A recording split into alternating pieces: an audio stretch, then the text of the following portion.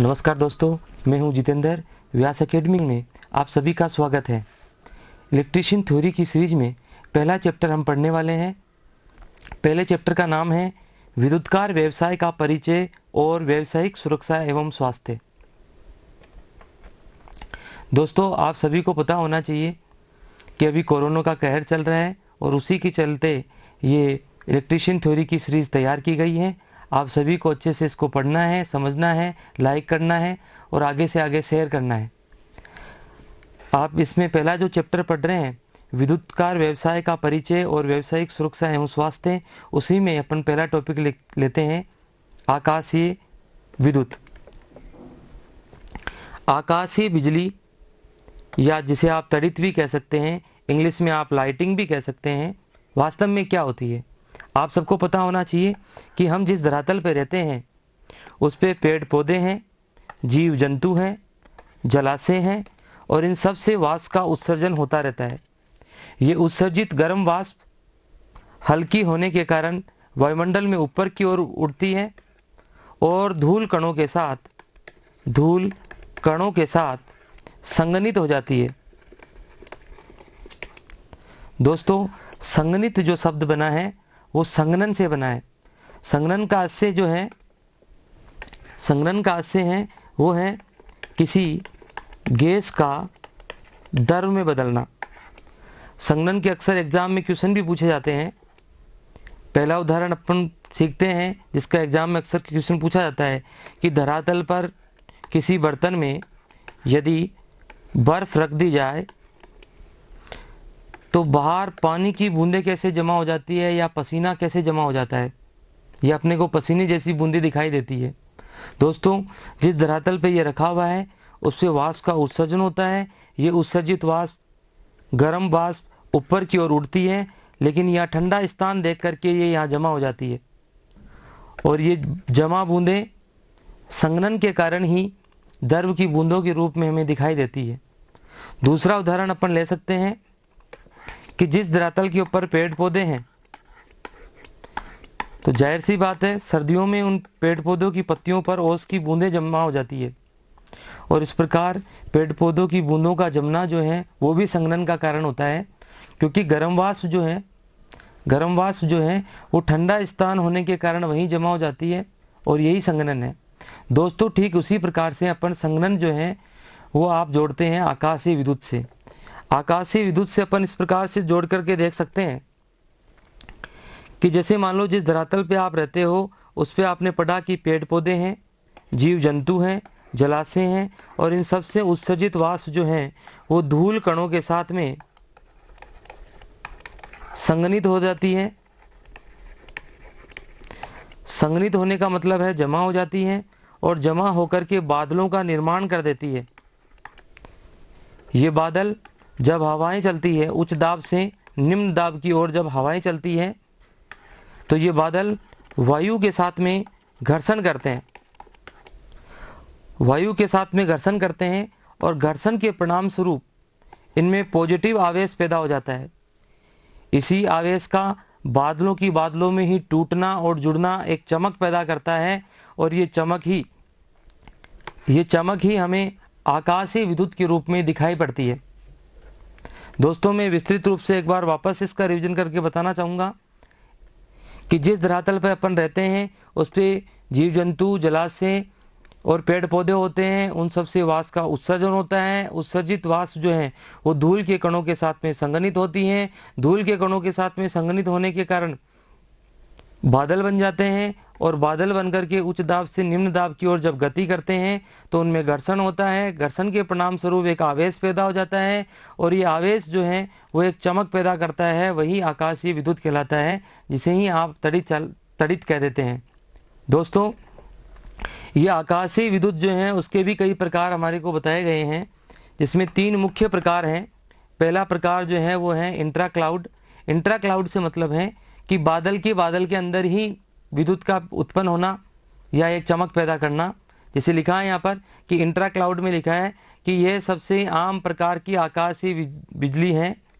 ये पूरी तरह से बादल के अंदर उत्पन्न होती है और बादल के विभिन्न आवेशित भागों में प्रवाहित होती है। कभी कभी इसे सीट लाइटिंग भी कहा जाता है, क्योंकि इसके चमकने से आकाश प्रकाश की एक चादर के समान जगमगा उठता है। दोस्तों, जो धरातल से हमारे को बिजली चमकती हुई दिखाई देती है, जो बादलों में ही चमक के रह जाती हैं, वो इंट्रा क्लाउड कहलाती है।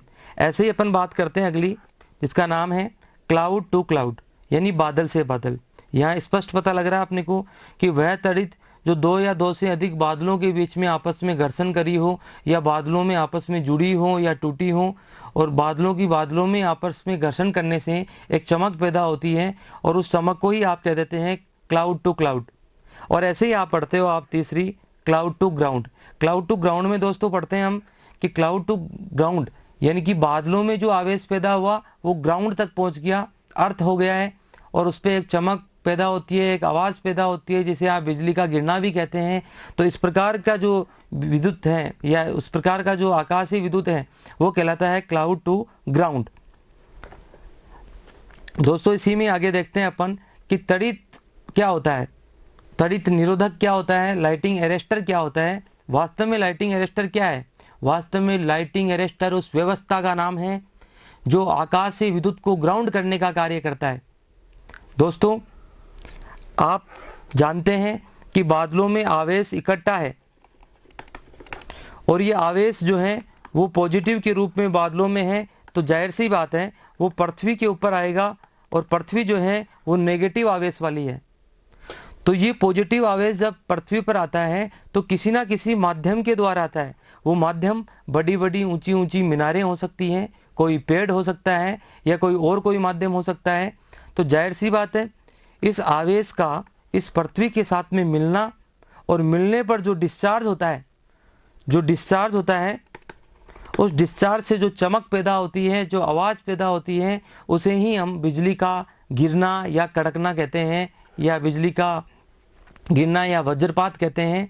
दोस्तों, आप सबको पता होना चाहिए कि यहाँ आपको बताया गया है कि तड़ित निरोधक या लाइटिंग अरेस्टर, जिसको आप तड़ित चालक भी कह सकते हैं, कि एक धातु की चालक छड़ होती है जिसे ऊंचे भवनों की सतह पर आकाशीय विद्युत से रक्षा के लिए लगाया जाता है। तड़ित चालक का ऊपरी सिरा नुकीला होता है, इसे भवनों के सबसे ऊपरी हिस्से में जड़ दिया जाता है। इसे तांबे के तार से जोड़कर उसको नीचे लाकर धरती में गाड़ कर रख दिया जाता है। इसके आखिरी सिरे पर कोयला और नमक मिलाकर के एक अर्थिंग तैयार किया जाता है। दोस्तों, सीधी सी बात यह है कि मैं एक उदाहरण देता हूं कि मान लो कोई चिमनी है, और इस चिमनी के ऊपर आपने अक्सर देखा होगा कि एक त्रिशूल नुमा एक आकृति लगी हुई होती है। वास्तव में ये त्रिशूल जो है वो भैरव जी और माता जी की मान्यता नहीं है। दोस्तों, ये त्रिशूल जो है वो लाइटिंग अरेस्टर है, ये तड़ित चालक है, जो ये कार्य करता है कि आकाशीय विद्युत में जो आवेश उत्पन्न हुआ है उसको सीधे आसानी से ग्राउंड कर दे। या मैं कह सकता हूं कि आकाशीय विद्युत और आवेश को ग्राउंड करने की व्यवस्था का नाम जो है वो लाइटिंग अरेस्टर है, तड़ित चालक है। दोस्तों, इसमें क्या होता है कि कॉपर की त्रिशूल नुमा आकृति बना करके और कॉपर की चपटी पत्ती नुमा एक चालक लगा करके, और इसको अर्थ कर दिया जाता है, इसको अर्थ कर दिया जाता है। दोस्तों, इसको अर्थ कर दिया जाता है, तो जाहिर सी बात है आकाश से जो विद्युत आएगा वो सीधे क्या हो गया, ग्राउंड हो गया। तो इस प्रकार से अपन कह सकते हैं कि लाइटिंग अरेस्टर आकाश से विद्युत को ग्राउंड करने की व्यवस्था का नाम है। और लाइटिंग अरेस्टर जो है उसका यहाँ पर आपको दोस्तों चित्र भी दिखाया गया है। यहाँ पर लाइटिंग अरेस्टर के प्रकार हैं। दोस्तों, इन सभी प्रकारों के बारे में इसी सीरीज के अंदर आप पढ़ोगे आगे। वितरण, पारेषण और उत्पादन के नाम से एक लेसन है, उसी में अपन इन सब लाइटिंग अरेस्टरों के बारे में पढ़ते हैं। दोस्तों, आगे बात करते हैं हम लाइटिंग अरेस्टर का चित्र कैसा होता है, दिखता कैसा है। दोस्तों, ये सब जो चित्र दिए हुए हैं वो लाइटिंग अरेस्टर के हैं। आपको पता होना चाहिए कि एक तरफ तो ये जो है वो लाइटिंग अरेस्टर का तार होता है, यानी कि जो आकाशीय आवेश जो है उसको ग्रहण करने का काम करेगा, और दूसरा जो सिरा जो होता है वो इधर से अर्थ होता है। दोस्तों, आकाशीय आवेश को ग्रहण करते हुए ये ग्राउंड करने का काम करता है, और इसी का नाम क्या है, लाइटिंग अरेस्टर है, और यहाँ यही बताया गया आपको। दोस्तों, आगे देखते हैं अपन यूनान के एक महान भौतिक वैज्ञानिक थेल्स के बारे में।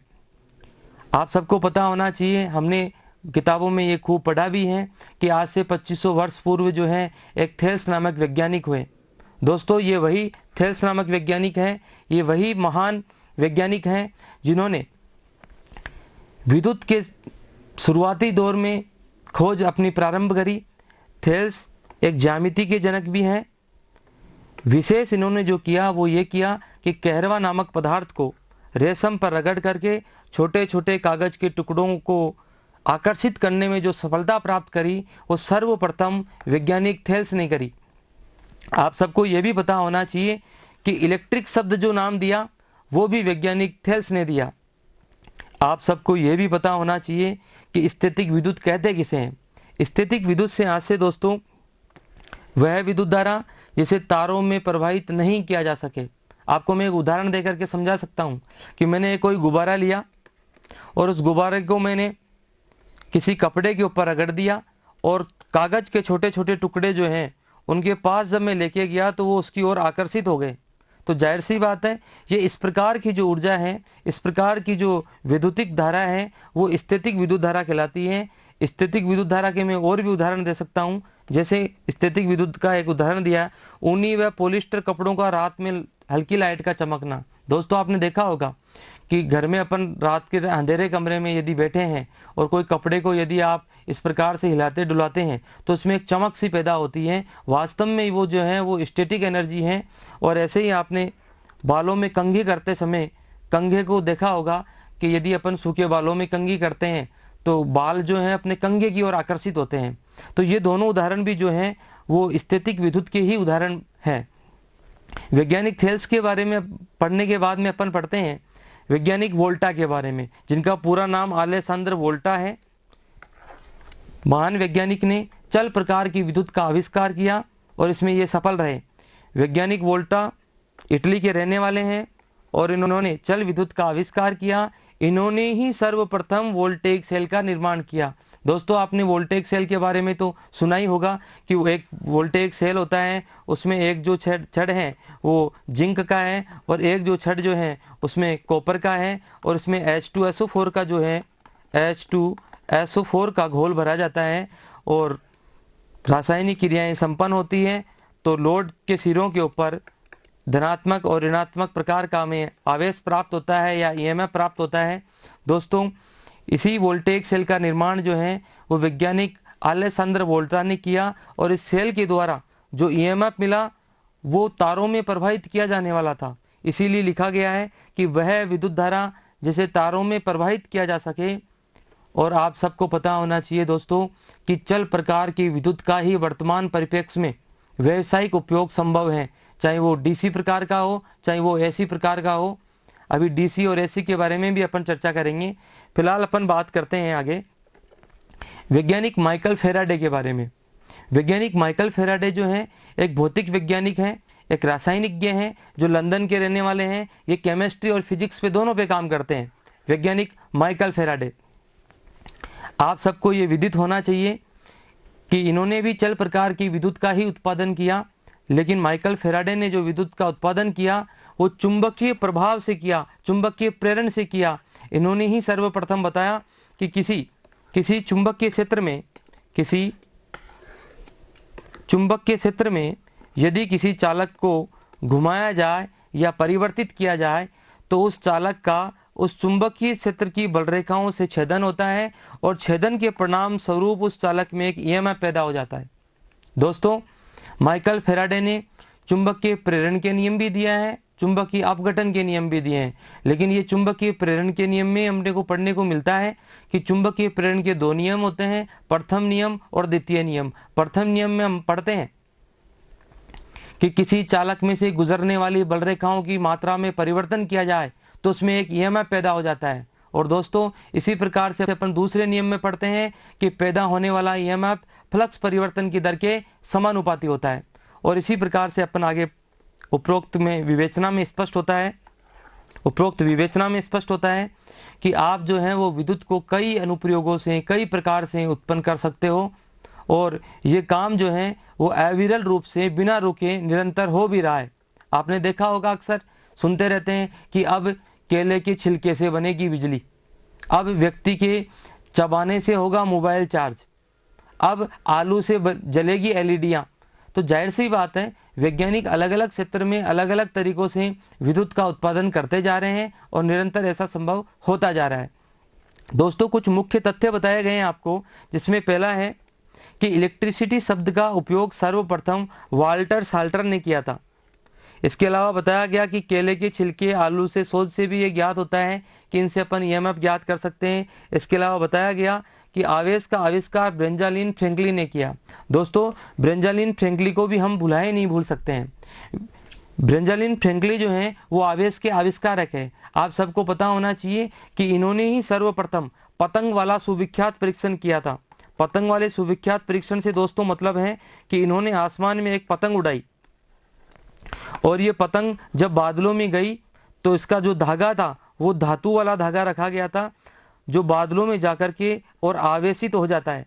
और यहाँ नीचे जो है एक चाबी का छल्ला लगा करके और इसके स्फुलिंगों को, इसके आवेश के स्फुलिंगों को या इसकी चड़चड़ाहट को महसूस किया जाता है।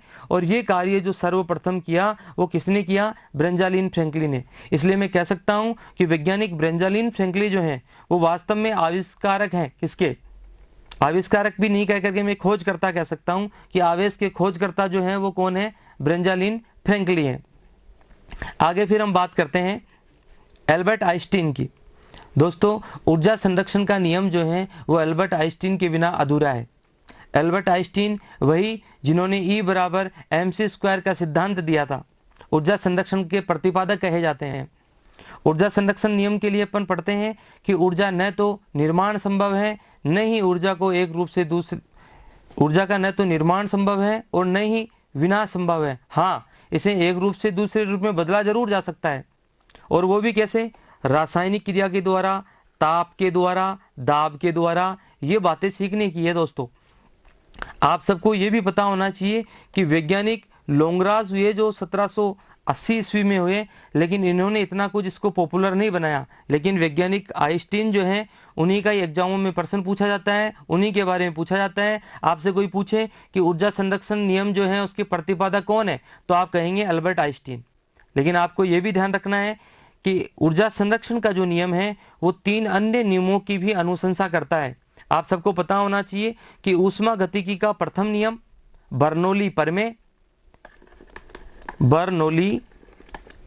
परमे और लेंज का नियम।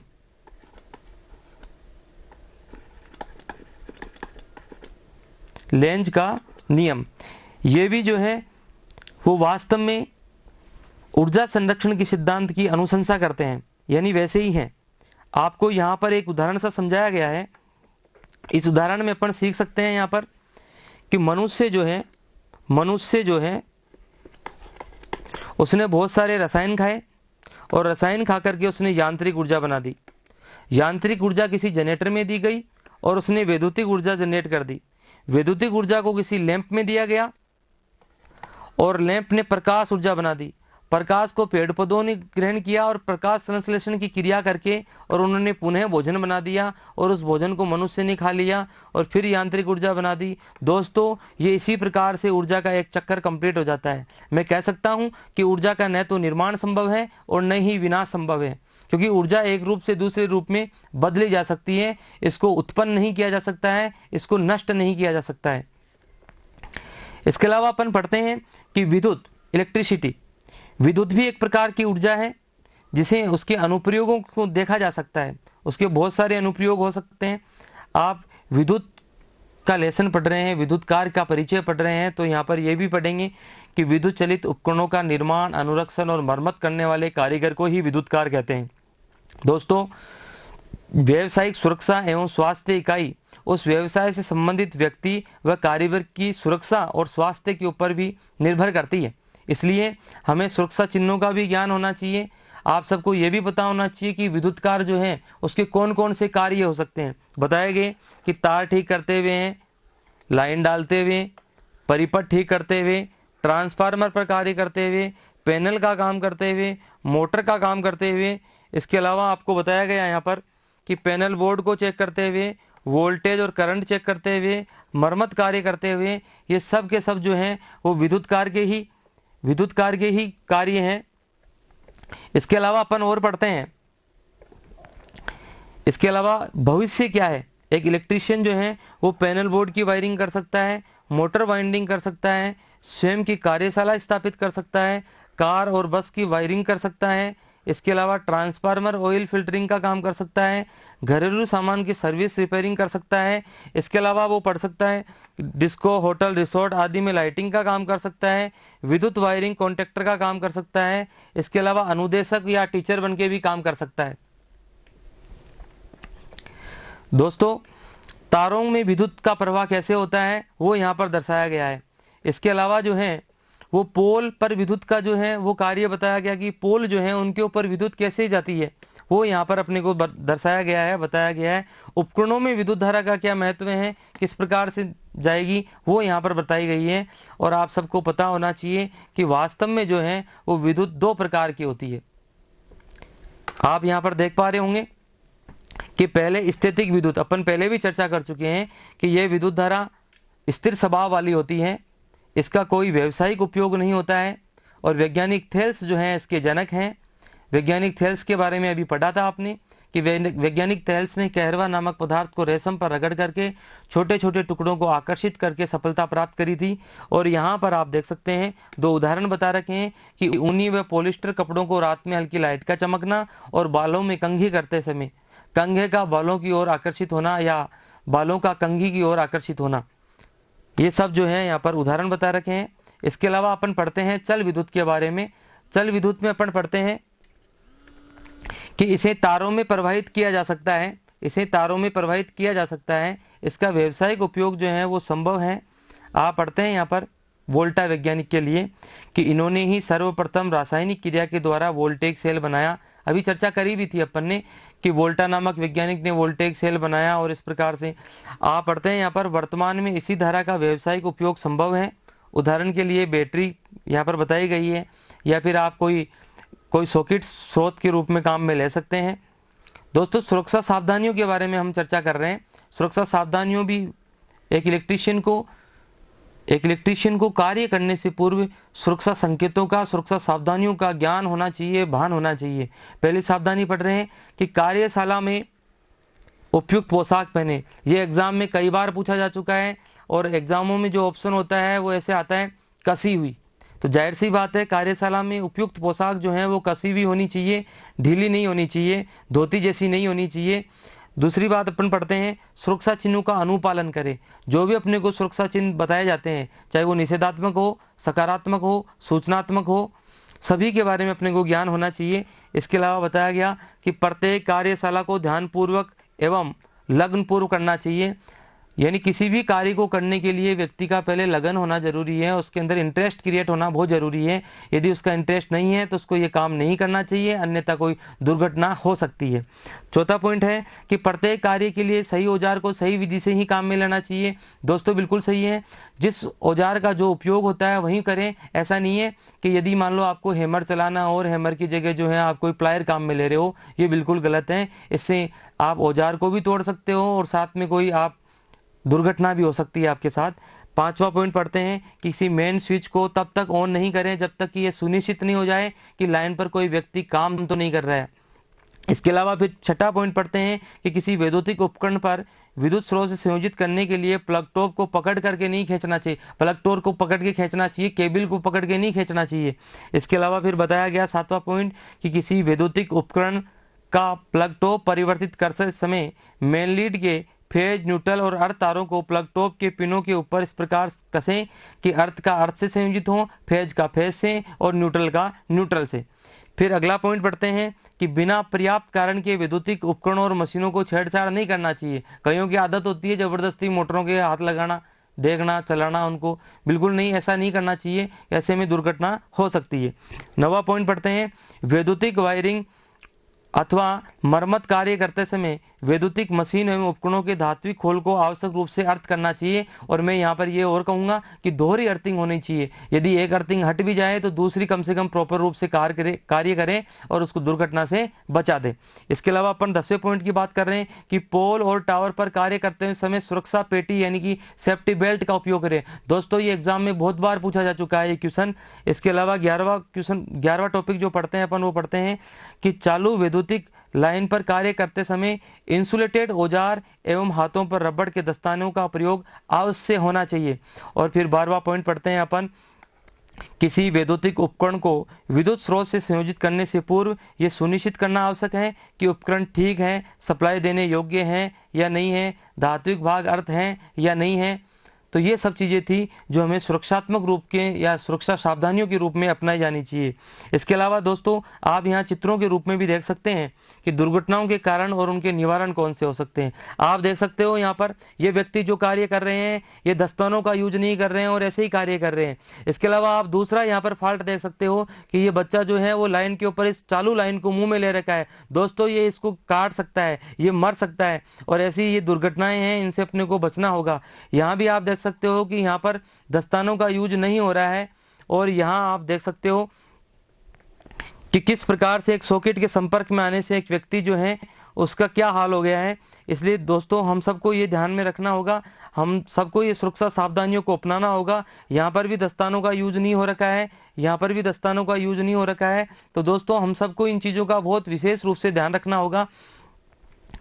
आगे आप देख सकते हो कि सुरक्षा के प्रति लापरवाह कैसे हैं। यहाँ पर एक ही प्लग टॉप के अंदर कितने सारे पिन लगा रखे हैं। आप देख सकते हैं कि यहाँ पर किस प्रकार से इंसुलेशन उतरा हुआ है और इसको फिर भी काम में लिया जा रहा है। यहाँ आप देख सकते हो दोस्तों कि किस प्रकार से एक सॉकेट में आग लग रखी है, क्योंकि यहाँ पर लोड का मान ज़्यादा है, क्योंकि यहाँ पर बहुत सारे सॉकेट लगे हुए हैं। और यहाँ आप देख सकते हो कि किस प्रकार से विद्युत के संपर्क में आने से क्या खतरा हो रखा है। और यहाँ भी आप देख सकते हो कि बिजली के पोल जो हैं उनके पास में ही बच्चे जो हैं यहाँ पर पतंग उड़ा रहे हैं और ये खतरा है एक तरह से जिसके प्रति लापरवाह है लोग और सजग नहीं है। कार्य के प्रति गंभीर न होने से क्या ऐसे हैं, आप देख सकते हैं यहाँ पर कि यहाँ दस्तानों का कोई यूज नहीं है। यहाँ पर पेड़ के अंदर केबल जा रही है, लाइन जा रही है और उसी पेड़ के ऊपर एक लड़का जो है वो पतंग लेने के लिए चढ़ गया, जो डेंजर जोन की स्थिति है उसके अंदर ये प्रवेश कर रहा है। यहाँ भी आप देख सकते हो दोस्तों कि ये किस प्रकार से घुटने को जमीन पे टिका रखा है, जबकि इंसुलेटिव जूतों के साथ रहना चाहिए था जिससे ये विद्युत झटके से बच सकें। और यहाँ आप देख सकते हो कि लाइन के नीचे खड़े होकर के किस प्रकार से अर्थिंग रोड को काम में ले रहा है। और यहाँ भी जो है वो अर्थिंग जो है वो शुष्क अवस्था में है, इसको गीला करके काम में लेना चाहिए।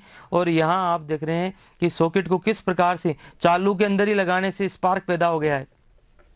औजारों को सही प्रयोग नहीं करना, आप देख सकते हैं यहाँ पर कि कई बार क्या होता है कि प्लग टॉप जो है वो लॉक वाले आते हैं और उनको लॉक हटाने के लिए अपन कोई धात्विक तार जो है या धात्विक कोई औजार हाथ में लेकर के उसको लगाने लग जाते हैं, जो अपने लिए खतरा है।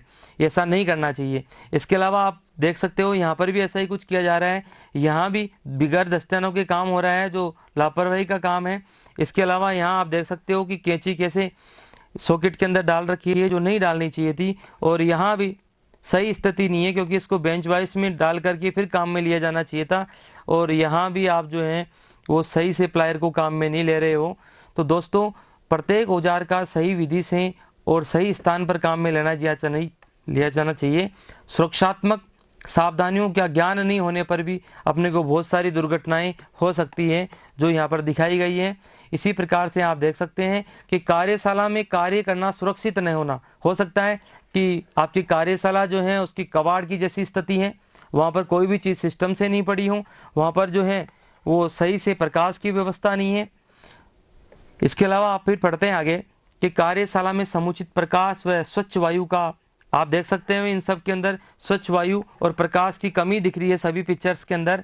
तो जाहिर सी बात है व्यक्ति अंधेरे में काम कैसे करेगा, व्यक्ति अंधेरे में सुरक्षित रूप से कार्य नहीं कर सकता है। इसलिए प्रकाश की संपूर्ण व्यवस्था होनी चाहिए, साथ ही वहाँ पर वायु का आवाज निर्गमन होना चाहिए ताकि वेंटिलेशन होता रहे और अंदर मान लो कोई हो सकता है कि बैटरी चार्जिंग हो रही थी और ज्वलनशील गैसें उत्पन्न हुई और आग लग सकती है। यानी सुरक्षा के कारणों से देखा जाए तो ये बहुत ही क्या है, खतरनाक साबित हो सकता है।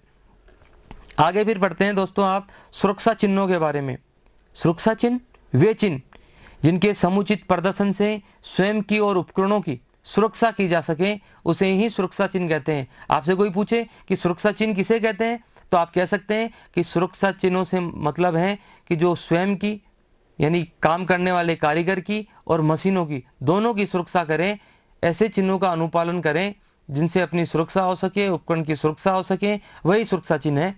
आप यहाँ पर सुरक्षा चिन्हों के अनुपालनों के बारे में पढ़ रहे हैं और यहाँ सुरक्षा चिन्ह जो है वो कई प्रकार के आप पढ़ेंगे, जिसमें मुख्य रूप से आपको 4 प्रकार के सुरक्षात्मक चिन्हों के बारे में बताया गया है कि निषेधात्मक चिन्ह, सकारात्मक चिन्ह, सचेतक चिन्ह और सूचनात्मक चिन्ह। इन्हीं 4 चिन्हों के बारे में अपन पढ़ते हैं। पहला पढ़ रहे हैं आप निषेधात्मक चिन्ह।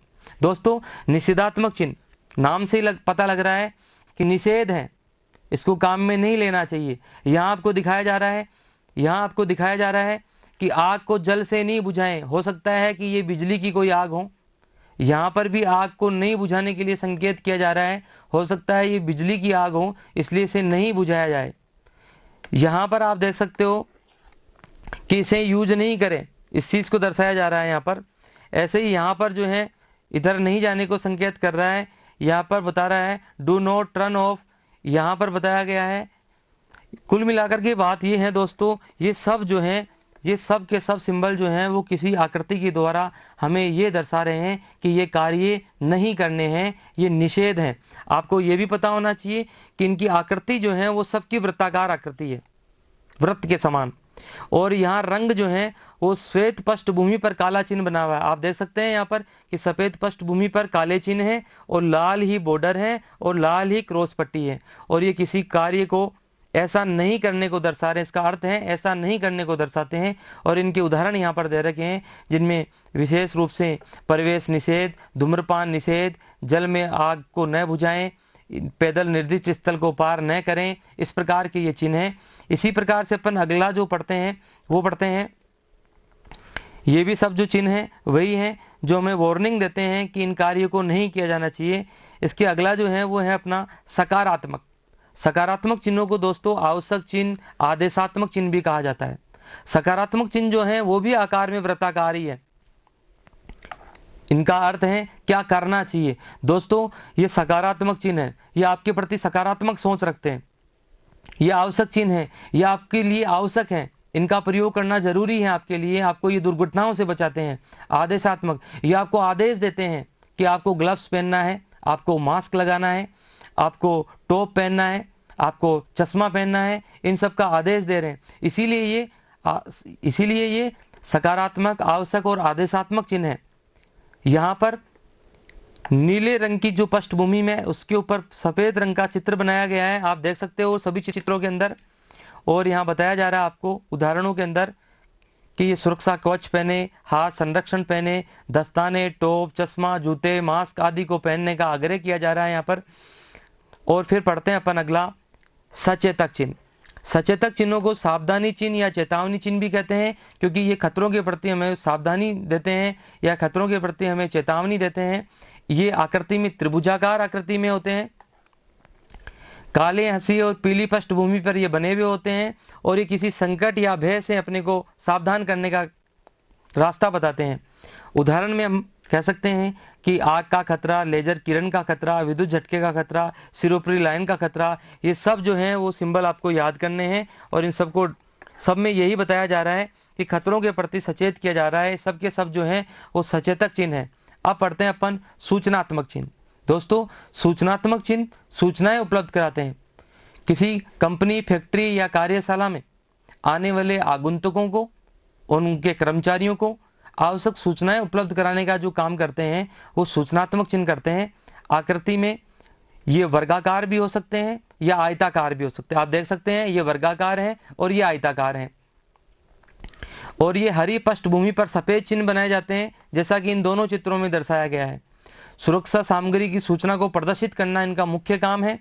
और इनके उदाहरण अपन ले सकते हैं कि हो सकता है कि कोई हॉस्पिटल का हो, कोई पेट्रोल पंप की सुविधा को बता रहा हो, कोई प्राथमिक चिकित्सा की सुविधा को बता रहा हो, कोई पेयजल की सुविधा को बता रहा हो, कोई महिला पुरुष प्रसाधन की सुविधा को बता रहा हो। आपने देखा होगा महिला पुरुष प्रसाधन में इस प्रकार से चिन्ह बना हुआ होता है, एक साइड में लिखा हुआ होता है ही, एक साइड में लिखा होता है इस प्रकार से चिन्ह बना करके और सी।